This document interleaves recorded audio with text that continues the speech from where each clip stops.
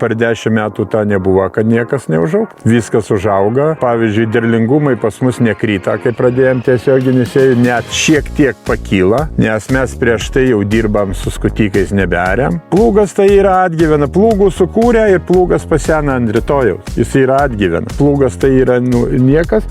Skūsdavo mes su diskiniu skutiku, su naraginiu, bet vis tiek kaip gaunas skuti, koks bebūt skutikas, vis tiek pasidaro armens padas.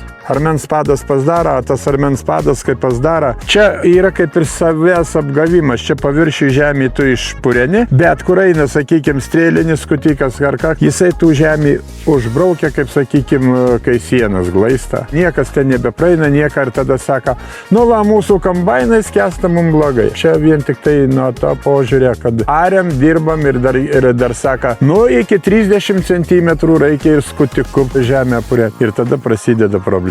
Rezultatai dar nebuvo taip, kad dirbtume minus. 5 tonai, 5 su viršum būna vidurkis. Šiaip būna momentinė, tai būna ir 7 ir 8 tonai, bet čia būna momentinis. Žeminių. Mes labai džiaugiamės, kad labai geras derlius ir mums užtenka. Teigiama, kad viename šaukštelėje sveiko dirvožemio yra 8 milijardai mikroorganizmų. Bakterijos, grybai ir visokie kitokie. 8 milijardai, kiek žmonių viso žemėje. Viename šaukštelėje.